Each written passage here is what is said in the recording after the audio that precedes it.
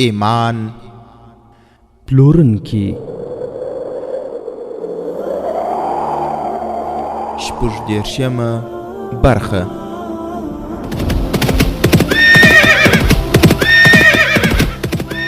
د سلطان صلاح الدین ایوبی رحمه الله د دوران رښتینی کیسې.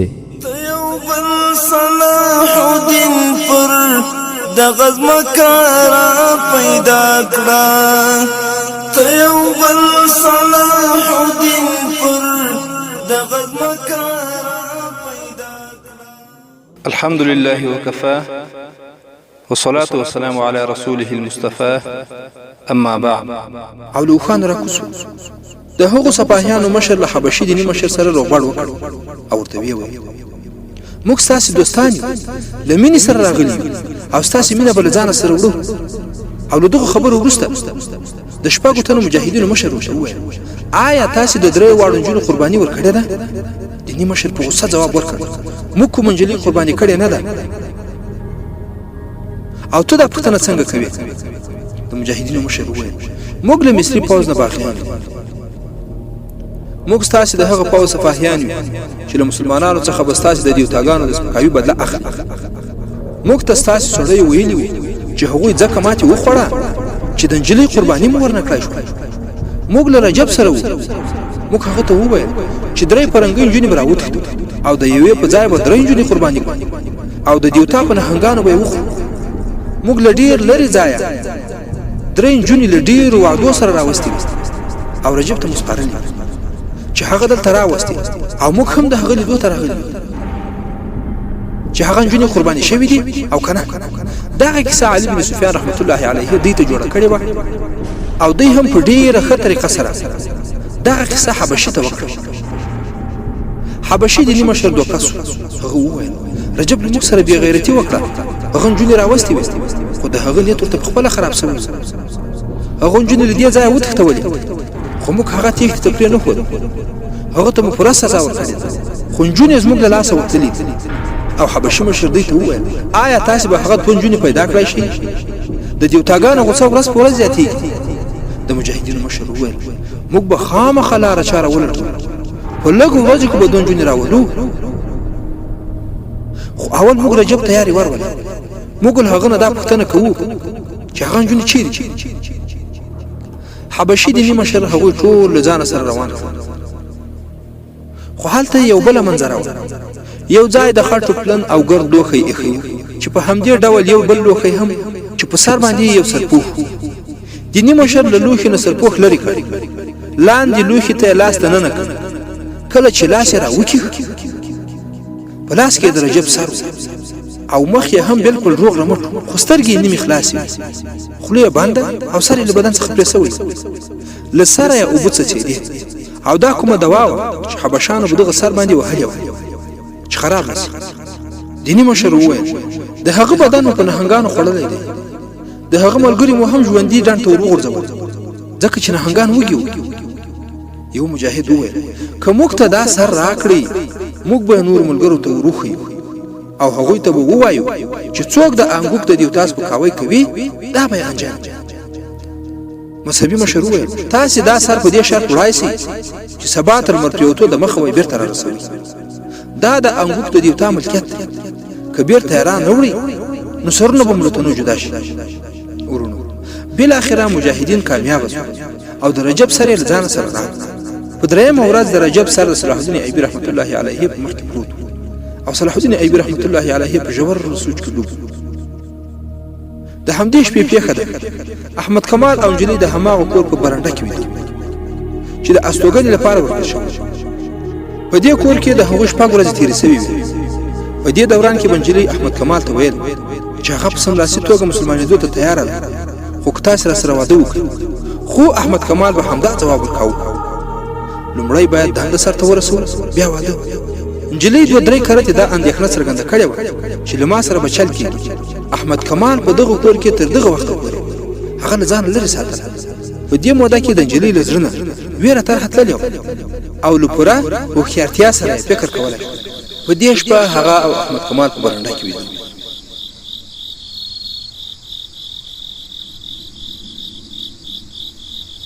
بهر یو مجاهد پیره ولاړ د نیمې شپې نه لږ د مخه پیردار د کور په شاوخوا باندې ګزمه کوله.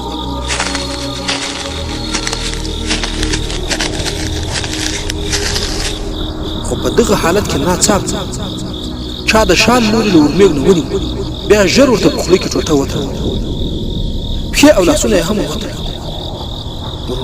دا د هغه کور پیردار و چې احمد کمال او هغه نجلۍ پکې اوسېدې او شپږ ورځې په دغه کور کې تېرې کړې. پښې او لاسونه یې د دغه پیردار وتړل او خوله یې هم وتړل. دا څلور سړي وو. د کور دروازه له دننه بنده وه. یو سړي دیوال ته شا کړه ودرېد، دویم یې په اوږو باندې وخوړ او په دیوال باندې اوبه وکړه. له دننه نه دروازه پرانیسته، پاتې درې سړي هم دننه ورغلل. یو سړی چې تر نورو ډېر قوي و د نجلۍ خوله په ټوټه باندې ټینګه وتړله. د نجلۍ تر ویښېدو پورې هغه په غېږ کې ونیوله او روان شو. درې نورو سړی احمد کمال په رسۍ باندې وتړل او په پالنګ کې یې پرېښود. هغه ته د ځان خورولو مهلت هم ورنه کړی شو. بهر چې ولاړه نجلۍ یې په کمپله کې تاو کړه او په داسې ډول یې تاو کړه چې څوک پوه نه سي چې سړی نجلۍ په کمپله کې تاو کړې وه.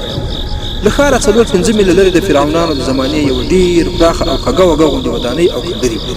د هغوی په باب باندې په خلکو کې ډېرې وېروونکې کیسې مشهورې وې چې په ودانۍ کې دننه یو لوی کمر ده او هغه کمر پرې سوی ډېرې کوټې پکې جوړې سوي او د هغو کوټو لاندې نورې کوټې دي. هغې ته دننه هماغه څوک ورتلای سو چې ترې خبر نه و. له ډېرې مودې راسې هغو کنډرو ته چا د ورتلو جرأت نه سوی کولی. مشهوره سوې وه چې دننه پکې پیران او بلاګانې ژوند کوي. د مارانو استوګنه خو به پکې خامخا وه. د مارانو له ویرې هم څوک دغو کنډرو ته نه سوی ورتلی او ډېرو خلکو به د دغو کنډرو او دغو کلاو په اړه باندې ډېرې ویرونکې کیسې کولې. له دې سره سره هغو څلورو سړیو چې نجلۍ یې تښتولې وه هغه یې دغو کنډرو او زړو کلاو ته یوړه او دومره په جرأت ور دننه سول لکه همدا چې خپل کور وي. هغوی د څمڅو په څېر په کوټو او کښونو او تیارو دهلیزونو کې له درېدو پرته تیز روان سول او تیز سول. د هغوی د قدمونو له خرپا سره ګونګیان او نور مرغان والوتل. چرمښکۍ او په سینه باندې ښویېدونکي حشرات یو له بله تېرېدل او وتښتېدل. دننه په دغه غار کې د موچۍ او نورو وحشي حشراتو ځالې او کورونه هم. هغوی په دغه کمره کې جوړې شوي کوټو ته ورننوتل. خو هلته یو سړی ولاړ و، مشال یې په لاس کې چې د هغو په مخ کې روان سو. مخکې زینې وې چې لاندې کوزېدلې او د ځمکې خواته کوز و. هغوی ټول لاندې ښکته سول، یوې خواته وګرځېده او یوې پراخې کوټې ته ننوتل. هلته په فرش باندې بستره غوړېدلې وه او له هغې سره یوه ښکلې درۍ هم وه او کوټه جوړه سوې وه. نجلۍ په بستره کېنول سوه او خوله یې ورته پرانیسته. نجلۍ په غوسه وویل ولې زما سره دا رویه وکړی شوه؟ که زه مړه هم شم څوک به ځان ته پرې نه ږدي. یو سړي وویل که ته مو له هغه ځایه راکښتولې نه وای نو سبا سهار یې جلا ته سپارلی. او په دغه حالت کې ټول راز نجلۍ ته څرګند شو او هغه سړي ورته وویل زما نوم فیض الفاطمي دی. دا هغه فیض الفاطمي و چې صلاح الدین ایوبي ته ډېر نږدې و او د صلاح الدین ایوبي اکثره رازونه له دغه فیض الفاطمي سره وو. هغه ورته وویل زما نوم فیض الفاطمي دی، ته ما ته راتلې. هغه نورې دوه چیرې دي او ته یوازې څنګه ونیول شوې؟ او د رجب په اړه څه معلومات دي؟ هغه چیرې دی؟ نجلۍ ډاډه شوې وویل زه د خدای شکر ادا کوم چې زه یې له ډېرو ویرونکو مشکلاتو وژغورلم. زه اوس خپل منزل ته راورسېدم. هغې فیض الفاطمي ته د رجب، حبشیانو طوفان، د دوو نجونو د مرګ او د احمد کمال لاسته د ورتلو ټوله کیسه وکړه. فیض الفاطمي هغې ته ډاډ ورکړ او هغو څلورو سړیو ته یې چې نجلۍ یې راتښتولې وه شپږ د سرو زرو سکې ورکړې او ویې ویل تاسې اوس خپل ځای ته ولاړ شئ. زه لږ شېبه وروسته ځم. دا نجلۍ به 3-4 ورځې همدلته وي. زه به ورته د شپې راځم. کله چې بهر لټه ختمه سي بیا به یې له ځانه سره بوځم. او دغه 4 واړه سړي هم لاړل او د کندر 4 خواو ته په داسې ځایونو کې کېناستل لکه له کومو ځایونو نه چې بیرون سیمه ټوله ښکارېده او څارل کېده. د فیض الفاطمي سره یو سړی پاتې شو چې د مصري فوج قومندان و. دننه فیض الفاطمي په خپل بریالیتوب باندې ډېر خوښ و او د هغو دوو نجونو په مړینه ډېر غمجن. هغه لا تر اوسه د رجب له انجامه نه خبره و. هغه وویل رجب له هغه ځایه را ایستل ډېر ضروري دي. هغه د علي بن سفیان او صلاح الدین ایوبي د وژنې لارې چارې پیل کړې. چې تر اوسه زه نه پوهېږم چې څه وي، خو ګمان کوم چې د حشیشانو سره یې معامله کړې. اوس د دغو دواړو وژل ډېر ضروري دي چې مراد یې صلاح الدین ایوبي رحمت الله علیه او علي بن سفیان. ورونو ښه متوجه سئ، فیض الفاطمي چې د صلاح الدین ایوبي له باوري کسانو څخه و، هغه وویل اوس باید موږ کوم نوی پلان جوړ کړو. زه چې کله له نورو ملګرو سره خبرې وکړم تا ته به یې وایم. اوس ارام وکړه، زه بیرته ځم. نجلۍ وپوښتل صلاح الدین ایوبي تاسې باندې باوري دی؟ فیض الفاطمي ځواب ورکړ دومره ډېر چې په خپلو ځانګړو چارو کې هم زما نه مشوره غواړي. نجلۍ وویل ما ته څرګنده شوې چې په لوړ رتبه حاکمانو کې د سلطان صلاح الدین ایوبي د پلویانو شمېر زیات دی او پوځ هم د هغه په طرف دی. هلته چې کوم قمندان و د دوی سره. هغه وویل دا صحیح خبره ده، د هغه د استخباراتو د ادارې غړی ډېر هوښیار دی. هر چیرې چې څوک سر راپورته کوي هغه نیول کېږي. په لوړ رتبه حاکمانو کې 2 کسه نور دي چې نومونه به یې محترم فیض الفاطمي در وښیي. فیض الفاطمي د هغو کسانو دواړو نومونه هم او په مسکا یې وویل یوازې د دوی ترمنځ د اختلاف پیدا کولو اړتیا ده او دوی نور ته زهر ورکول چې ته به یې په اساني سره ورکړی شي. خو اوس ګرانه دا ده چې کوم محفل ته لاړه شي بیا هم ته به د یوې باپرده مسلمان نجلۍ په لباس کې کار کوې او که نه نو وبنیول شي. که حالات ښه نه وو ممکن بېرته به دې فلسطین ته ولېږو او کومه بله نجلۍ به راوغواړو چې دلته یې څوک ونه پېژني. زما ډله ډېره ځیرک او فعال خلک دي او له سر قمندانانو نه په ټیټه سطحه قمندانانو کې کار کوي. دا 4 سړي چې ته یې په دومره زړورتوب دلته راوستې د همدې ډلې سړي. ورونو فیض الفاطمي بېغمه دغه نجلۍ ته خپلې کیسې کوي او پسې ویې موږ د سلطان صلاح الدین ایوبي په پوځ کې ناارامي پیل کړې ده. د قوم او فوز د یو بله متنفر کول ضروري دي. دا مهال حالات داسې دي چې شامي او ترکي فوز په مصري ټولنه کې د خپلو ښو اخلاقو او اعمالو او جنګیالیو او مېړنیو احساساتو د لرلو له امله ډېر مقبول او محبوب دي او ټول خلک هم د درناوي په نظر ورته ګوري. سودانیانو ته په ماتې ورکولو د مصریانو په ژوند کې ځای نه لري. موږ باید د فوز دغه وقار مجروح کړو، لوړ رتبه افسران او قمندانان بدنام کړو. تر دې پرته موږ له صلیبیانو او سودانیانو سره هیڅ مرسته کولی نه شو. له بهر نه حملې ناکامیږي ځکه فوز بریالیتوب ته نه پرېږدي. قوم د فوز ملګرتیا کوي. که همدا اوس له یوې لوري صلیبیان او له بل لوري سودانیان حمله وکړي نو قوم او فوز به قاهره د یو مضبوطې کلا په څېر وساتي چې فتح کول یې امکان نه لري. د قاهرې د فتح کولو لپاره موږ باید شرایط برابر کړو. د خلکو په ذهنونو کې وهمونه او وسوسې او په ځوانانو کې جنسپرستي او خپلسري باید پیدا کړو. دغه خبرې چې فیض الفاطمي وکړې په دغه خطرناک ځای کې نجلۍ وویل ما ته ویل شوي چې دا کار له 2 کلو راهیسې روان دی. فیض الفاطمي وویل خو د دغو 2 کلو په جریان کې موږ ځانګړي بریالیتوبونه هم ترلاسه کړي. بدکاري زیاته سوې ده. صلاح الدین ایوبي نوې مدرسې پرانیستې او په هلکانو کې نظامي روزنه هم پیل کړې. خبر تر دې ځایه رارسېدلې وه چې له 4 سړیو یو راغی او فیض الفاطمي ته یې وویل اوس لا بهر مه ځه، څه ګډوډي ده. فیض الفاطمي وویرېد او له هغه سړي سره بهر وه. په یو لوړ ځای کې یې پټ پټ وکتل. د نیمې شپې سپوږمۍ چاپېریال روښانه کړی و. هغه وویل تاسې بې احتیاطي کړې ده، دا خو پوځیان ښکاري. فیض الفاطمي وویل تاسې 4 خواو ته وګورئ، زه له کوم لوري وتلی سم؟ سړي ځواب ورکړ ما هرې خوا ته کتلي دي، داسې ښکاري لکه موږ چې مکمل کلابند. تاسې حمال ته ولاړ شئ او مشالونه هم مړه کړئ. له هغې ځایه د وتلو غلطي ونه کړئ، هلته هېڅوک ته رسېدی نه شي. فیض الفاطمي په کنډرو کې ورک شو او دا سړي چې پیرا یې کوله د لوړ ځایه راکوز شو. دننه تللو په ځای باندې د دیوال سره غلی غلی لاړ. بهر ووت. بیرون حالات دا و چې 50 کسه پیاده سپاهیان او 25 اسونو سپاره وو. هغوی ټول کندر کلابند کړی و. دا پیرهدار هغوی ته ورغی او له یو پوځي نه یې پوښتنه وکړه علي بن سفیان چیرې دی؟ هغه ورته وښودل شو. په منډه ورغی. د دې پوځي ټوله قومنده د علي بن سفیان په لاس کې.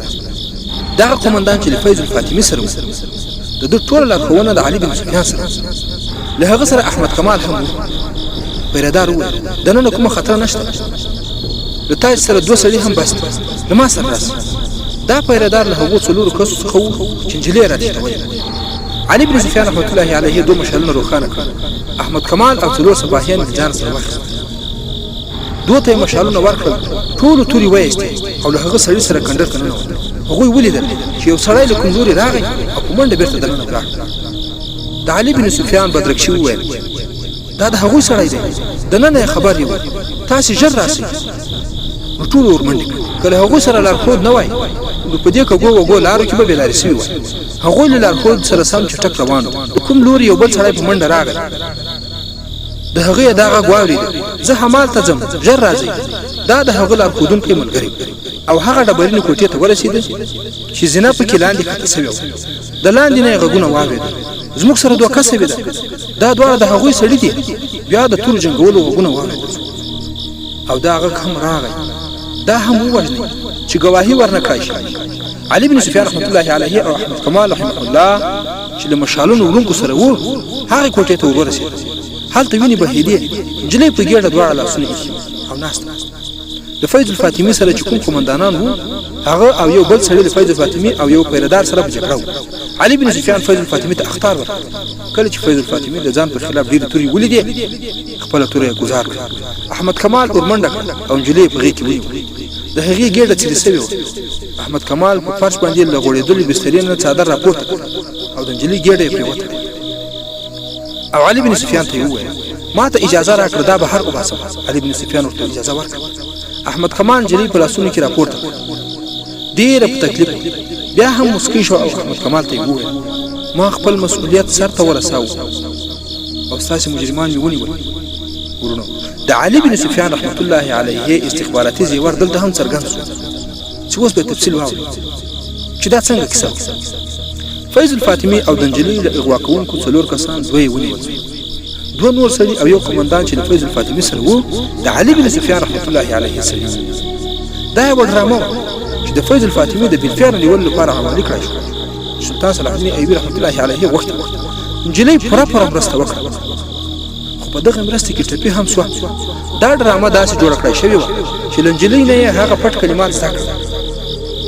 چې د جاسوسانو ډلې به د یو بل د پېژندلو لپاره کارول نجلۍ دا هم ویلي وو چې فیض الفاطمي ته باید ورغلی وای علي بن سفیان خپل درې ځیرک جاسوسان استعمال کړل چې دا یې د قومندان په رتبه کې هغه ته هغه پټې رمزي کلمې ورښودې چې ځان پرې فیض الفاطمي ته ورسېد او هغه ته ووایي چې د درې نجونو څخه یوه یې دلته راغلې خو هغه په پلاني کور کې بندي ده چې له هغې ځایه را ایستل کېدای هم سي هغه ته دا هم ویل سوي وو چې فیض الفاطمي ته د رجب له خوا نه په دروغو پیغام هم ورسوي چې دا نجلۍ وژغوري او خپل کارونه چټک کړي د علي بن سفیان رحمت الله علیه جاسوسانو په درې ورځو کې فیض الفاطمي ته ځانونه ورسول او هغه ته یې ثابته کړه چې د دغې زیرزمینۍ ډلې غړي دي د فیض الفاطمي سره دا ویره هم وه څرنګه چې نجلۍ بندي وه هسې نه چې د تحقیقاتو په جریان کې ونه وایي چې فیض الفاطمي د ډلې سړی دی د فیض الفاطمي لپاره د خپل ځان ژغورنه هم ډېره ضروري وه د دې امله یې د نجلۍ د تښتونې پروګرام جوړ کړ او په پلان کې قومندان هم له ځانه سره شریک کړ د علي بن سفیان ورلېږلو دوه سړیو او دوه خپلو ملګرو ته د نجلۍ د تښتونې چاره وسپارله چې هغوی باید نجلۍ وتښتوي او کنډرو ته یې ورسوي دا کنډر یې هغوی له یوې مودې راسې خپل پټ مرکز ټاکلی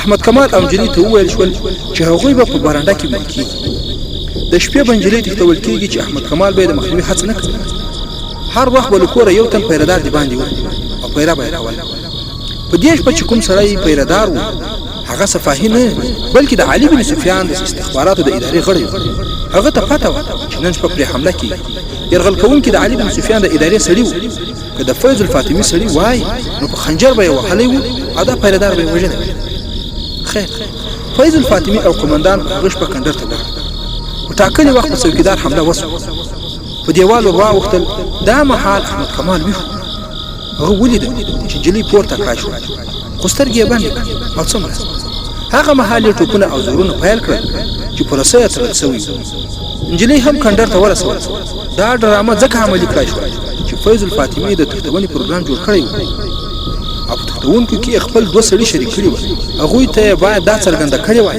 چې رښتیاني تښتونه ده او څه بل چل او دوکه نشته خو دا چل او ډرامه دومره رښتینې وه چې تر پایه پورې پرې چا شک ونه کړ د تښتونې څخه وروسته علي بن سفیان د خپلو ملګرو سره هغه کور ته راغی چې احمد کمال او هغه نجلۍ پکې وه نجلۍ خو تښتول سوې وه او په هغوی کې دوه کسه د علي بن سفیان هم وه علي بن سفیان راغی او احمد کمال یې خلاص کړ خو په دې شیبه کې پیاده او سپاره عسکر تیار وو له لږ ځنډ وروسته د کنډر په لور روان شول او کلا کلابندي کې وساتل هغوی تر ټولو لومړی د علي بن سفیان رحمت الله علیه یو سړی ولید چې ورغی او فیض الفاطمي ته یې خبر ورکړ هغه یې را بهر کړ او کلابندي یې ور وکړه او مشوره یې ورکړه چې بیرته دې هماغه کوټې ته ولاړ شي.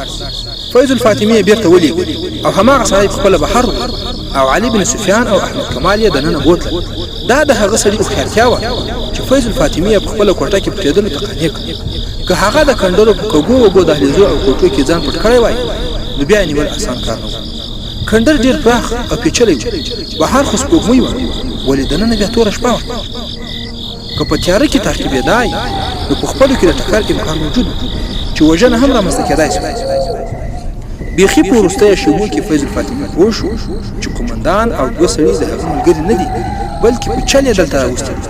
نجلۍ هم یوه غلطي وکړه چې له خولې نه یې داسې کلمې ووتلې چې له هغې نه څرګندېده چې هغه په دې کار کې لاس لري.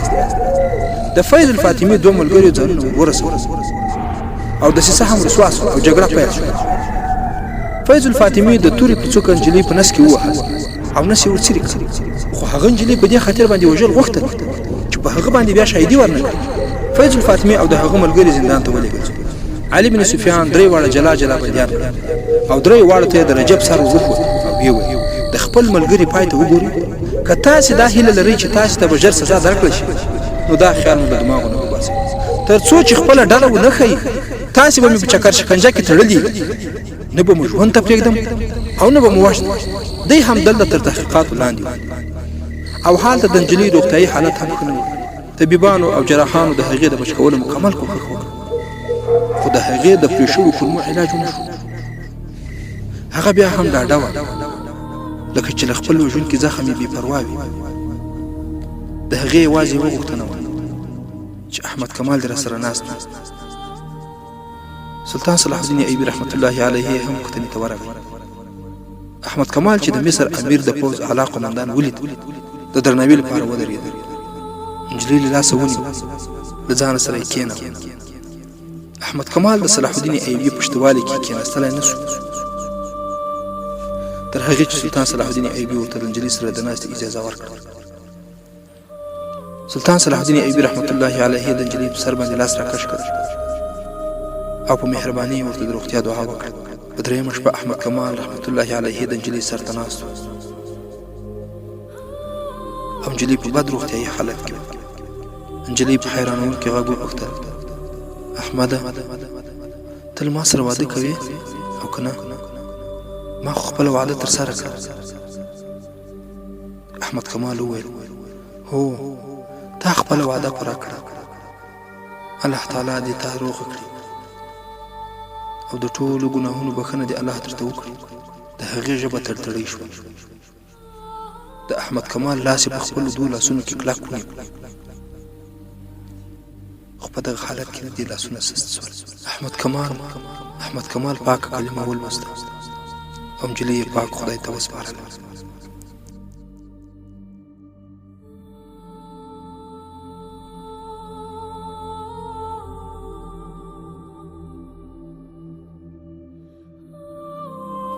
په سبا ورځ نجلۍ د سلطان صلاح الدین ایوبي رحمت الله علیه په امر د مسلمانانو په هدیره کې خاورو ته وسپارل شوه. فیض الفاطمي او د هغه ملګریو یوازې 2 ورځې زجرونه وزغمل او د خپلې ډلې وګړي یې وښودل چې هغوی هم ونیول شول. مراکشي تاریخ لیکونکي اسد الاسد سلطان صلاح الدین ایوبي رحمت الله علیه د یو کاتب په حواله لیکلي دي چې کله سلطان صلاح الدین ایوبي رحمت الله علیه د فیض الفاطمي د اعدام کولو فرمان لاسلیک کړ په چیغو چیغو باندې زړلی